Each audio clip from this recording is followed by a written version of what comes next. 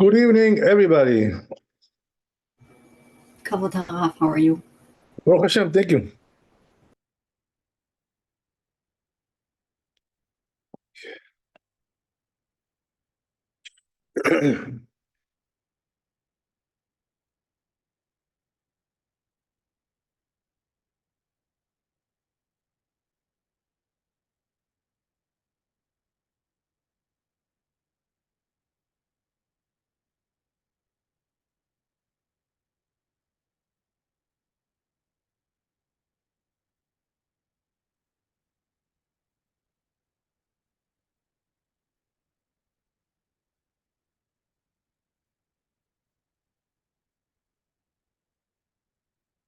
Oh, well.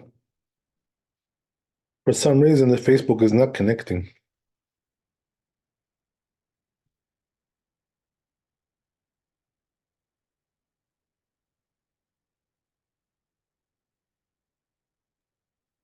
It seems that it is, It is connected? Rabbi. It is Yeah. connected? Well, now I see. Okay. Now I see it's connected, but before it was showing an error. But it's good. Everything is good. Anyway, let's get started.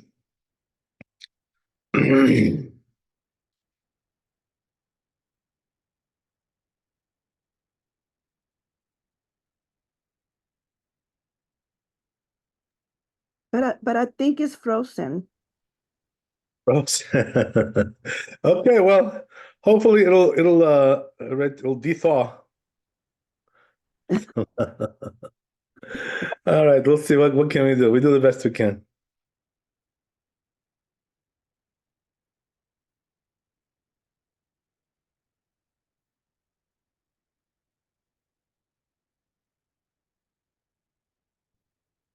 Okay, so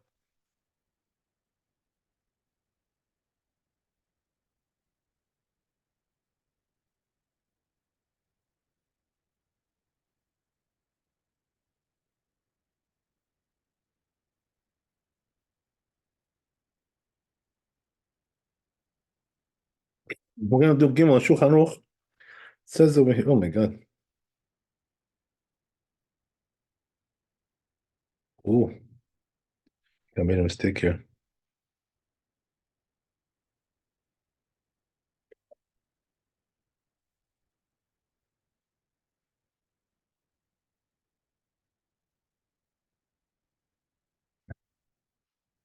Oh, yeah.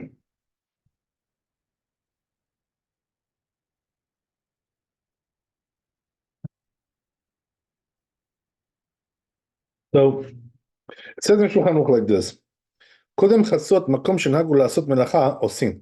As we said, right, that before midday, so then it depends on the custom, right? If they do their custom is to do, then they do. מקום שנהגו שלא לעשות, אין עושים. If the custom is not to do, they don't do, right? So you have to follow the local custom, right? I'm assuming that most places nowadays, they do it. They do labor in the morning. As it is, it's hard enough as it is, right? To do after midday. All the more so it's going to be harder to do before midday. So I don't imagine that a lot of people have this custom to do also before midday.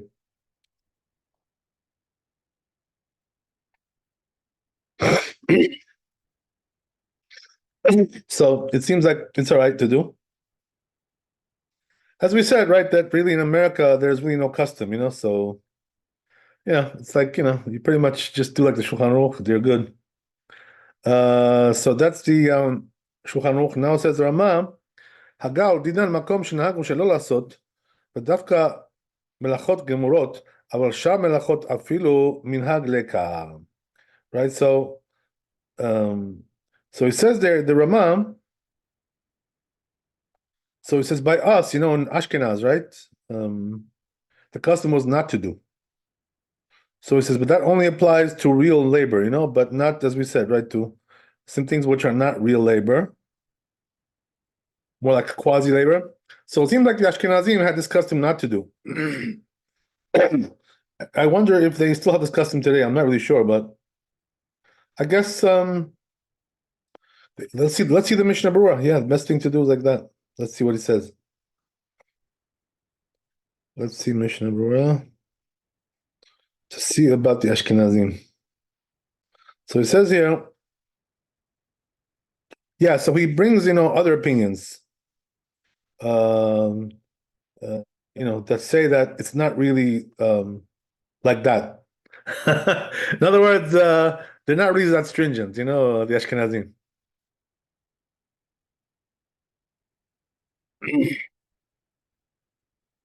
So therefore, conclusion of the Mishnah Berurah is like this, right? He says that really depends on the custom. In other words, you can't. What he's trying to say is like this, right? That don't assume what the Ramah says applies to every Ashkenazi country. Not so, right? So where did the Ramah live, by the way? The Ramah lived in Poland. So it could be that in Poland the custom was not to do, right? Whatever, and but the Mishnah Berurah, right, who lived in Russia, he says there's many places that they had the custom to do. So in other words, the bottom line is right. It goes according to the custom. So I'm assuming, my educated, humble guess is that in America probably the custom is to do. Right? Why is that? Because people in America they're very work oriented. They like to do labor. They may like go to work. For in the morning. A little bit to do some work there, do some business. God knows what, whatever it is, right? In America, this is very common. To go to your job. Even on Purim, by the way, I see that a lot of people are working. Like in New York here in my area, a lot of people are going to work on Purim, and I'm surprised. Because in Israel, like nobody works on Purim. Like it's like sacrilegious. What they say, right? It's so it depends on again, right? It depends on the custom of the place. So yeah, that's the bottom line, right? Depends on the custom of the place. Whatever. So if you go to Poland, they have to do like the Ramah, but otherwise, and I'm not so sure if that applies to every place. By the way, sometimes also in Poland, the minhag could be different there too. It could be that it changed, after the Ramah, right? Whatever. It's possible. Okay. So I wouldn't worry too much about this, especially in America. I don't think that it's a big deal, even for Ashkenazi. Okay, so let's go on. We're going to Daled.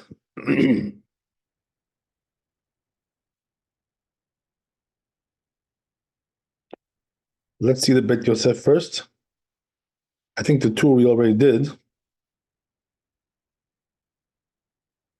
So says here the Bet Yosef. Now we're talking about what we spoke about yesterday, which is if you're going from one place to another, right? So what do you do in a case like that? So we talked about that extensively yesterday, right? Last night. So let's see, right, what the Bet Yosef says about this. שם במשנה והולך מקום שאין עושים מקום שעושים, אין, או מקום שעושים מקום שאין עושים, right? נותנים עליו חומרי מקום שיצא משם וחומרי מקום שהלך לשם. So he brings a Talmud, right, which says, in cases like this, where you're going from one place to another, says the Talmud that we go according to the more stringent custom. The stringent of the two. It starts out like that, right? And then it goes on. So he says, right, the main point, right, the Talmud says is what? Don't do different than the local custom, because otherwise people are going to be looking at you, like, oh, what is this guy doing? Like what's going on with this guy, right? Like, which hole did he crawl out of? This guy, he's doing other customs. We don't have this custom here. So the Talmud says, right, that don't make a ruckus, right? With your strange customs that people don't know about over there, where you live, whatever, right, or where you're visiting. Not a good idea to do that. So yesterday we spoke about this issue, right, at length, but we mentioned something important, right, which is that the custom, is a function of the place you live in, and not, your DNA, right, or your genealogy, or right, or whatever, your right, your history. I don't know, God knows, whatever it is, right, your family history. It's not a function of that. Um, has to do with where you live.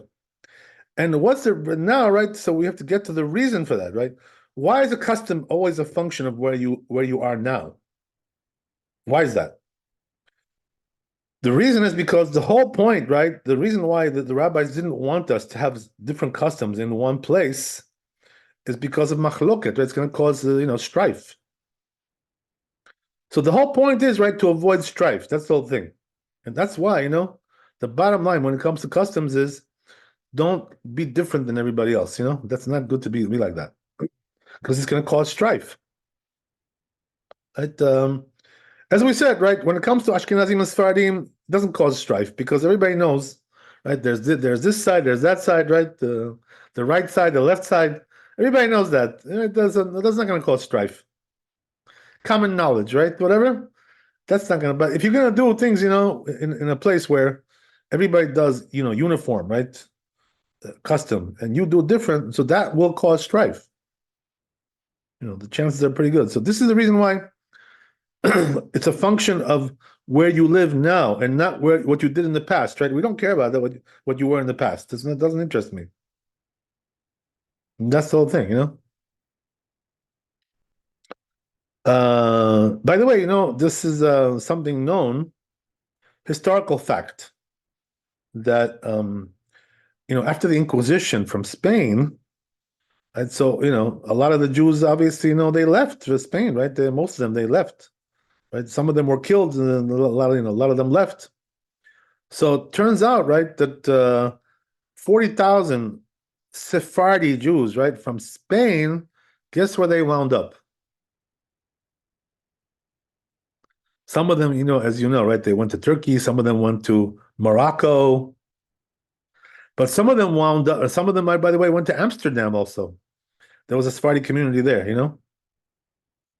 There was all kinds of communities. But 40,000 of them went to Poland. Sorry. To Poland, yes. Yeah. 40,000 Sephardic Jews went to Poland. This is what happened. So guess what happened with them? You know what happened? They became Ashkenazi. This is what happened. And they had to do that. They had no choice because there was no Sephardi community in Poland. So they had to assimilate, into the custom over there. And this is what happened, So 40,000, can you imagine? 40,000 Sephardic Jews, became Ashkenazim. This is what happened. Right? And by the way, they say, that this is one of the reasons why the Hasidic movement started. You know why? Because there were many Ashkenazi Jews who were descended from Sephardi, roots. So they had like a different approach, to things. You know what I mean? We Sephardim, we're different people. You know what I mean? We have a different approach. We have a different mentality, different, spiritual kind of, vibes. Whatever. Right? We got some vibes going on. So that's what happened was that they rebelled against the Hasidim. They rebelled against the establishment, the Ashkenazi establishment, and they say, right, that a part of the reason why that happened was because there was a Sephardi, right, subculture there, that was in the Ashkenazi countries. So one of the things that the Hasidim wanted to do, originally, right, when they first started the movement, they wanted to do Sephardi customs. Guess what, right? That's what they wanted to do. They wanted to switch to Sephardi. This was their goal. One of their goals, right? They also had other goals as well, but some of them were not such good goals, by the way. Some of them were not so good, but they wanted to be Sephardi, basically. And this is the reason why, because there was a, as we said, right, there was a seed there, growing, right? There was some, right? So the interesting thing is, that a lot of these Ashkenazi families, Hasidic families, of the Admorim, the Admorim of the rabbis, but they're the rabbis of the Hasidim. They're called Admor. So a lot of these Admorim, right? Guess what? They come from Sephardi roots. Why is that? Because they came from Spain. That's why. If you trace back their family, right? They'll tell you, oh, gee whiz, I'm Sephardi, from 500 years ago. Oh, you are? Yeah. Yeah, I had this name, and then we changed the name and we went to there and we went to here. This is what happened. So until this day, by the way, a lot of these Admorim, these families of the Admorim, who come from Sephardi roots, they're like dark-skinned people. They look like, they look like Sephardi. I've seen many of them, by the way. So it's a genetic thing. What can you do, right? You can't remove it from their genes. They're Sephardi by genetics. So right, that's the way it is. What can you do, right? It is what it is. Whatever. But anyway, right, that's the point. That right, but why am I telling you this whole story? It's a very interesting story, but the whole point is, that when you go to a country, right, which has different customs, you have to switch. There's no other choice. You gotta, because in Poland there was no Sephardi community there. There was nothing to do. You had to switch. There's no other choice. Right? Okay, that's a story. So, right, and then what happened? Right in the end, like Poland, most of the Jews there died in the Holocaust. Unfortunately, this is what happened. Right. Most of the Polish Jews were exterminated. Shem Yirachem. Right. So there probably isn't, a huge Jewish community in Poland these days because most of them went to the gas chambers. This is what happened. Anyway, right. I'm sorry. I was making inquiry about that with Jewish, Sephardic, and Ashkenazi. I was trying to figure out what they were from the initial contact. And it was explained to me that it was that decision about how they handled being confronted with anti-Semitic choice, of hiding, and is what the Sephardian did, or and then the Ashkenazim just basically refused to. They died, all of them. They didn't assimilate or hide, secretly practice like that. Is that? What can I tell you? It's a whole discussion. That whole thing, right? I'm sure Esther will tell you a lot of things about that. She's the address for all those things. So anyway, right, that's a story. So as we said, right, getting back to our discussion, so that's why, right, the Talmud says here, the whole point is, right, we want to avoid machloket, we don't want any strife. And by the way, this is exactly why you have so much strife in the Ashkenazi community, because you have Hasidim and you have, Lithuanians, you know what I mean? They've been fighting for 300 years already, these two groups, you know what I mean? Why is that? Because they lived in the same place and had different customs. This is what caused the fighting. So you see, right, that the sages knew what they were talking about. You know what I mean? They knew. When you live in one place, you should have one custom. That's the ideal thing, That's the way to do it. As we said, right, in America, we don't have that. So it's not really a problem anyway. But anyway, right, it is what it is. So, right, let's go on. So it says, right, Katav says around here, right? It says there's also a source from Chulin, Gemara, Yud Chet Amud Bet. So it says also from Mishnah, right? That's the way it comes out. Mishum haki katan haolech makom she'en osin, makom she'osin, kivan she'dato lachazor. So it says so now it says over there like this, right? If your intention is to return to your own place, right? You just went to visit there for a while, right? Let's say you went for the holiday, right? You went for Passover. You went to visit in a certain country, but you're going back after Passover, right? You'll be back to your home. So then we do the stringencies of both places. So you have to do like the stringent right side of both, because you're going back to where to where you were.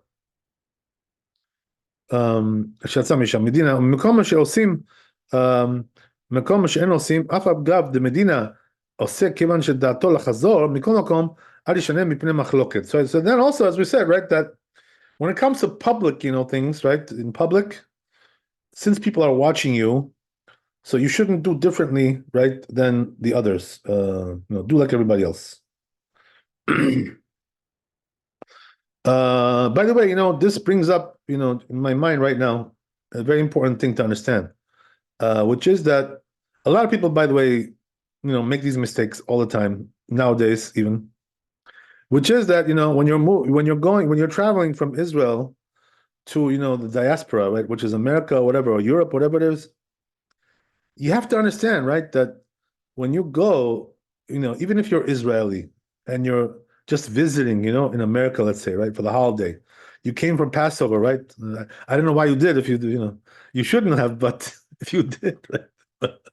You should have stayed there. But if you did, right, if you made that mistake of coming, because maybe sometimes it's not a mistake, because you're coming to visit your, your parents, whatever. So there's a reason why you're coming. There's a good reason, for honoring your parents and so forth and so on.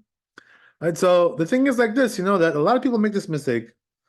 Also my kids, who come, from Israel to visit over here. I always tell them, listen, when you are here, you got to keep a second day of Yom Tov. They tell me, but in Israel we don't do that, yeah, we keep only one day. Yeah, okay, but here you got to keep it. So what do I mean by that? When you're in public, right? When you go out in the street, they think, these little kids, that, or even younger, older people, they think, yeah, Yom Tov Sheni, on the second day of Yom Tov, I can go out, go shopping in the mall, and buy some stuff. And I tell them, I said, no, you can't, this is Yom Tov Sheni. You can't, even though you're Israeli and you're going back to Israel, doesn't matter. When you are here and you're in public, right, you have to do like everybody else. You can't do that. Right, so that's the way it goes, got to make sure you understand that. I mean, it doesn't apply to you guys because you guys don't live in Israel, but whatever, right? But it does apply sometimes, whatever, to all kinds of people, and it's a very common mistake that people make. So they think, yeah, second day of Yom Tov, I could do whatever I want, I can, they even think, sometimes they can, like land at the airport on the second day of Yom Tov, and just like take a cab, to somebody's house, you can't do that. Because well, they say, well, how do they know, if I'm Jewish? Well, they know. I mean, even if they don't know, let's say, you're dressed like very inconspicuous, whatever. You're wearing a baseball cap, right? So you look like everybody else, in America, right? But still, you're a Jew and you have to keep it, right? There's no option like that. Also a very important thing, right, to know regarding that. So yeah, so let's go on. So he says, right, that because what happens is like this, that if you do labor, on second day of Yom Tov, people will really get on your case. I mean, so it could happen, could cause machloket, strife, all kinds of things, right? All kinds of issues. What are you doing? You're going to the mall? That's what's going on with you? Okay, so as we said, right, that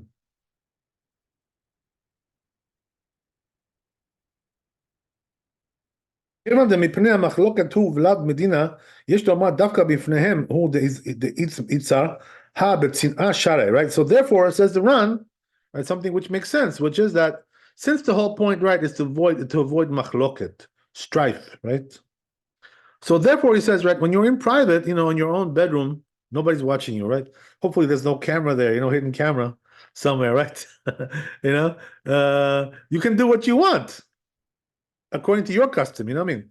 But when you're in front of people are watching you, you have to do like them. Because you're in a place where the custom is like this. That's the whole point. Okay, so that's the Ram. So let's go on, right? So it says in Gemara, right? When this rabbi came, אחר דיאטרה פירוש חלב בכפיפת הקיבה, ובני ארץ ישראל נוהגים בו היתר. So, right, ובני בבל נוהגים בו איסור. So, right, what happened was like this, right, that this rabbi came from Israel to Iraq, right, Babel. So what happened was, right, that he ate, right, a certain kind of fat, that in Israel they eat that, and in Babel, in Iraq they don't eat it. So, the question is, right, how did he do that? Rabbi Barbachana letle notrina v'chumrei makom שיצא משם וחומרי מקום שהלך לשם, אמר רבי הנה מילה מבבל לבבל, אבל מארץ ישראל בבבל לא. So, right, the question is like this, right? This rabbi doesn't hold by this, what we just said, that you have to do according to the place where you are. So how do you do that, right? How do you go against the local custom? That's the question that they're asking. So one answer, Abaye gives one answer here in the Gemara. He says, right, that only applies when you're going from one place to the other in Babel. But if you're going from Eretz Israel to Babel, it doesn't apply. That's one answer. I don't know why that is, by the way. לא. רב אשי אמר, אפילו תמה מארץ ישראל לבבל, הנמילה אחד אין דעתו לחזור, רבא ברבחנה דעתו לחזור הווה. So he says, right, that Rav Ashi gives a different answer, which is the more accepted answer, according to halakha. He says, right, that that's only talking about a case where, you're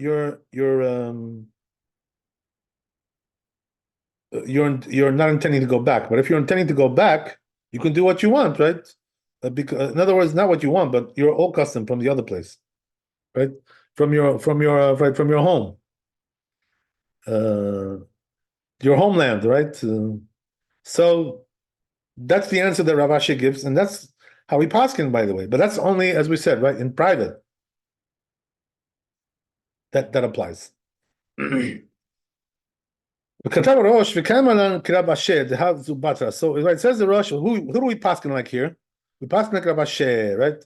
As I told you guys, Rav Ashi was the one who wrote the Talmud, right? The Babylonian Talmud. He was the one who redacted it. So, he's like the final verdict in the Talmud. So when he says something, right, we go like him. That's the way it is. He's the last word.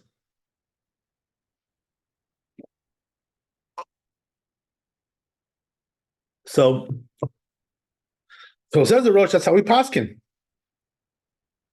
ויש לאדם להלך אחר מנהג מקום שדעתו להשתקע שם בין נקולה בין נחומרה. So therefore, says the Rosh, right, what you got to do is do the custom of where you're staying, right? In other words, where you're staying permanently.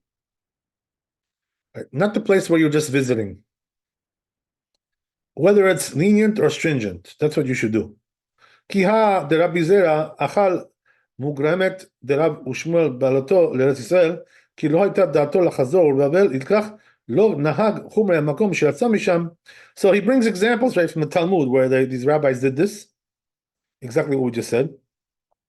וכן רבא בר בר חנא אכל דהייתא בבבל משום דהייתה דעתו לחזור לארץ ישראל. So also he says, this rabbi, why did he eat that fat, right, in Babel? Because he was going back to Israel. So that was his custom. לא נהג חומרי מקום שהלך לשם, דווקא מצנעה. That's only in private, as we said, right? That only applies in private. שלא ישלם מפני המחלוקת, right? So you shouldn't change because of, but the right, ולהכי כסייה,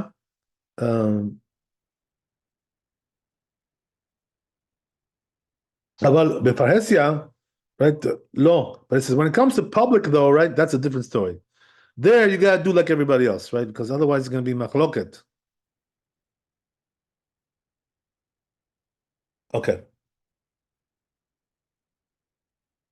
ולא מבעיה כי הידעת שיש לו לנהוג כחומרי מקום שהלך לשם ולא יקל מפני המחלוקת, אלא אפילו ההולך למקום שמחמירים, מקום שמקינים, אפילו דעתו לחזור יש לנהוג ככולי המקום. So it says the Rosh, furthermore, that this also applies when you're doing something which is lenient more, in other words, in your place it's more lenient, so you can still keep that leniency if you're going back to where you were.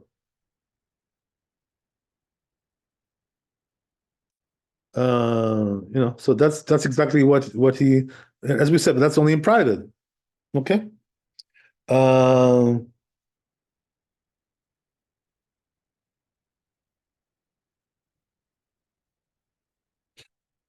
ואל יחמיר כמנהג מקומו, מפני שהמחלוקת בדבר שניכר בו שינוי מנהג כדמוכח לקמן, כדקאמרינן, מקום שאין עושים, מקום שעושים, ואל ישלם אדם מפני המחלוקת, ונעביד אמרת נותנין עליו חומרי מקום שיצא משם לחום שלנו. ומשנה רבה, אין בזה משום שינוי מחלוקת, כלומר, ודאי לא יעשה, כי צריך לנהוג חומרי מקום שיצא משם, ואין בזה משום מחלוקת דממר, אמרי מלאכה הוא דלתלה, פוק חזה כמה בטלנה איקה בשוקה. Right, so he says, another thing, right, the rush here, which is also very important, I guess, whatever. He says, right, that let's say you're going, right, to a place where, you know, they're lenient there, but you're going back home, and when you are home, right, they're stringent. So the question is like this, right? Do you have to be lenient there like they are, or can you be stringent like you are in your house, in your home, right? So he says that you can be stringent. Why? Because, you know, if they see you, right, that you're being stringent, they're just going to think, you know, oh, he's not being stringent, you know, because it's forbidden, just because, you know, he doesn't want to do it, right? Whatever, he has nothing to do. He doesn't need it, right? Doesn't need to do that. So they're not going to suspect him of, you know, changing the custom of the place, whatever, right? So therefore, in a case like that, says the Rosh, you can just, you know, be stringent because, you know, they don't require you to be lenient there in that place because they're just going to think you don't need to do it. So it depends on the situation, right? Because it could be that there are certain things where they can really tell, you know, that you're doing it because you're stringent. So then you got to watch out. You got to be careful about that. Okay, anyway, right?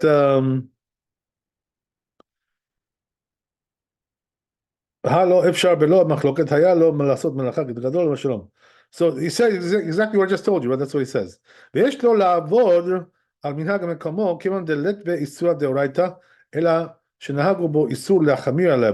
says interesting, right? It says, you know, even though you're transgressing, right, by doing that, if you're being lenient, like the place where you're visiting, right, and you in your home, you're stringent about that, so you're transgressing according to your custom. So how can you do that, right? You're doing like a sin, God forbid. Oh my God, right? So says the Rosh, no big deal. Why is that? Because after all, that's only a custom, you know, it's not something from the Torah or something, you know, like you're actually breaking the Torah. So he says, because of machloket, because of strife, you're allowed to break your custom, you know, in order to have peaceful relations. Right. So this, you see again, right? The stress over here is the same thing, that the custom is a function of the place where you are. And again, right, the reason is because to avoid machloket. This is the reason of the whole, you know, concept of customs, having a uniform custom. That's the whole point.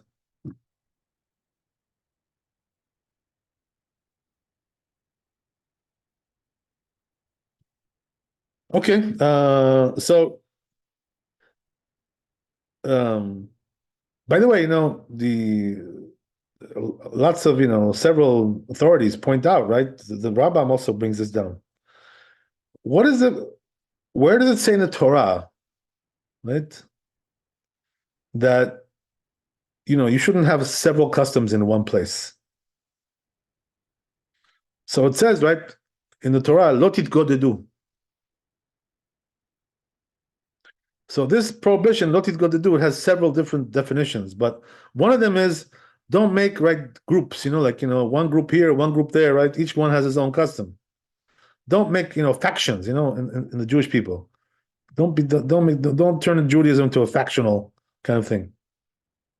So, right, that's why, you know, some poskim point out, right, that if you do, you know, make strife in a place, you know, where the custom is very uniform to do a certain thing or not to do whatever, you're just transgressing the prohibition of the Torah. Lo titgodedu. You know, so that's why you got to be very, you know, careful about that.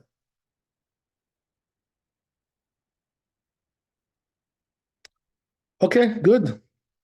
Let's go on. So the Rosh is saying some very important stuff over here, right? halakhically, very, very sound, right, concepts here. That's the end of it. Okay, so let's see the Shulchan Aruch, right? I guess we'll stop there. Let's see where we go.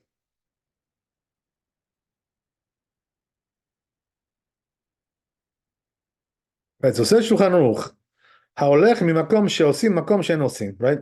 If you go from a place where they do labor, and you went to a place where they don't do labor, right? We're talking about in the morning, right, before midday.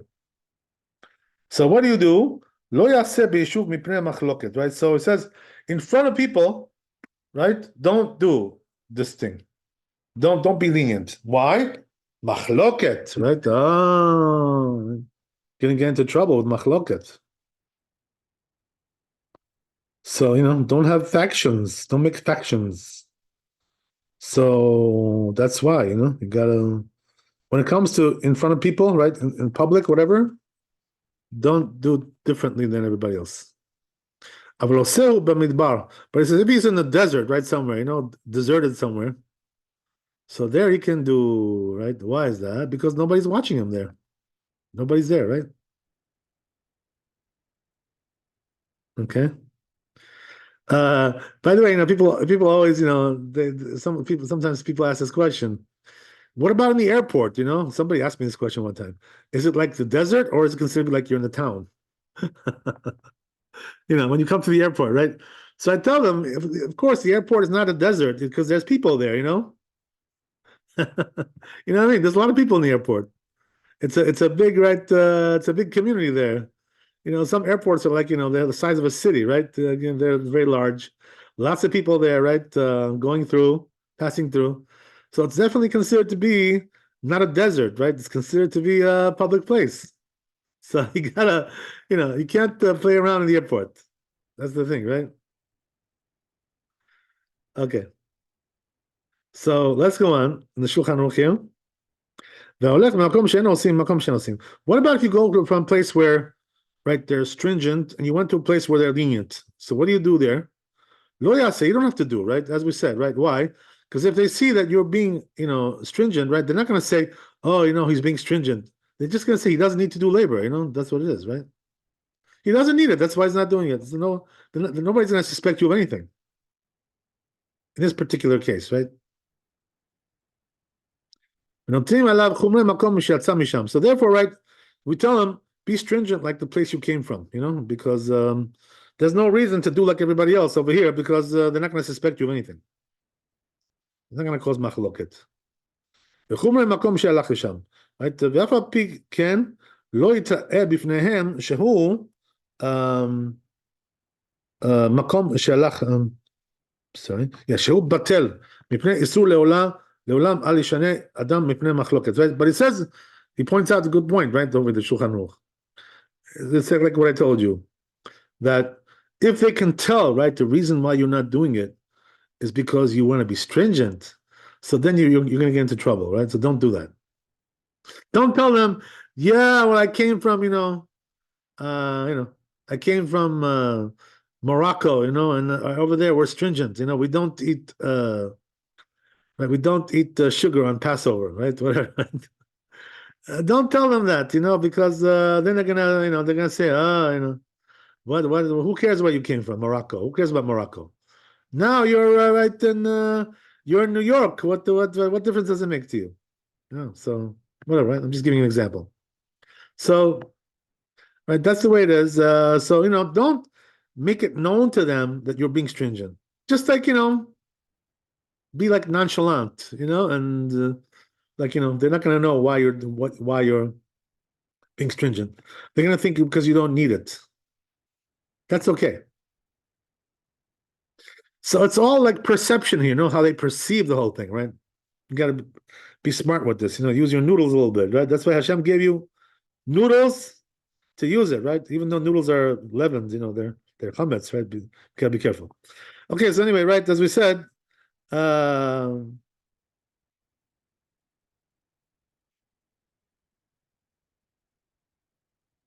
וכן מי שדעתו לחזור למקומו נוהג כאנשי מקומו בין להקל בין להחמיר והוא שלא יתראה בפני אנשי המקום shehu bo mipnei machloket. Right. So also it says, right, if if he intends to go back to his place, as we said, right.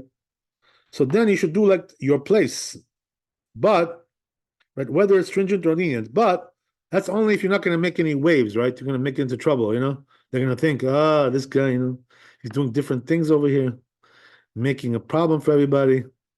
We don't want that, right? So if there's going to be a problem, as we said, right, the preferred way to the method is what? Do like everybody else, right? That's more important than breaking your local custom, where you came from. We can let you go on that one. We can let you slide. Okay, so I guess we'll stop there. If you have any questions, let me know. Otherwise, Bezat Hashem, let me say, Sorry, I'm sorry, I didn't mean to interrupt you. I have a question. yeah. So do people usually like in a community where there's different minhag, like everybody just gravitates to like the most stringent one, or how does that usually work? I'm sorry, what was that again? Like say you're in a community and like people invite you over for Shabbat lunch or something like that, or you're getting together to do Seder together. Does it all It's- like everybody just does whatever the most stringent person's, Yeah, well, that sounds like a friend of ours that we know, mutual friend. I'm not going to say the Right, name, but I but mean, like, but not just even talking about any, that one particular person, but like, okay. even here, like, I get invited over to people's houses, and it's Yeah. interesting to me how, like, their stringencies can get very intense, in terms of Right. don't So put as this, we said, right, that this milkshig plate on my fleischig counter or whatever. I mean, like, as we said yesterday, that really there's no custom in America, because everybody does different. There's no uniform custom here, so therefore, right, none of any particular community stringencies, will obligate anybody. but in terms of like, keeping the peace or keeping, friendly relations, I mean, is that Right. just do So, it? people know in America, that everybody has a different custom. I mean, that's one thing, they know that. So nobody's gonna be surprised with that. And even if they are, by the way, we don't really care. You know why? Because there is no custom. In other words, there's no established custom in America. As we said, the only thing we have here is Sephardi and Ashkenazi. That's all we got. Besides that, it's all open. It's a free for all, right? It's it's an open game. So therefore, right? But if you're doing something which nobody does, you know what I mean? Like, no community does that. As we said, driving a Tesla, you know what I mean? Nobody does that, right? So you're gonna have a problem with that. There you got a problem, you know what I mean? But otherwise, right, if you're just talking about, your local custom, whatever, on this side of the street, right? One side of Queens Boulevard, the other side of Queens Boulevard, right? Anybody who lived in Queens, right, knows. So we don't care about that. That's not the issue, right? That's not the local synagogue custom. You know what I mean? No, nobody takes that seriously. So therefore, these rules do not apply, right? In America, as I said, right, the only thing which applies in America is something which nobody does. That's already something else. You know what I mean? You shouldn't do that, at least in front of them, right? As we said, right? If nobody does that, then you got a problem. You're gonna get into an issue. They're gonna think you're a sinner, whatever. God knows, whatever. They're gonna start, what do you talk it, gossiping about you in the Facebook groups. This guy, look what he does. You gotta watch out. Okay, so right, that's the story.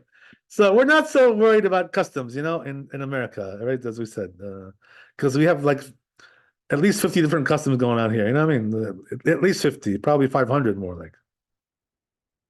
So there's not really anything, And the truth is, I'll tell you, a lot of these things that people tell you that it's a custom, whatever, they don't even know if it's a custom. You know what I mean? First, you have to find out if there is a custom like that. That's a different discussion, by the way, itself. Not everything that people think is a custom is a custom. Some things are just, mistakes. I think sometimes what happens is people don't understand what the rules are, what the halacha is, and they just do. Yeah. They go really, really stringent just for the fences or whatever. And then that's how they raise their family, so that's Yeah. how their family raises their family, and Right. that's becomes their So you minhag. know what we say about that, right? We say ignorance is not a custom. That's not an excuse to be a custom. Ignorance is not a minhag. Okay, so thanks for coming. Be blessed with wealth and health and happiness. We'll see you tomorrow, Bezrat Hashem. Chazak Baruch, Laila Tov. Tomorrow Shabbat. All the best. Thank you, Rabbi. Oh, yes. Shabbat Shalom. Shabbat Shalom. So we'll see you, Bezrat Hashem, Sunday. Thank you. Shabbat shalom. Thank you. All the best.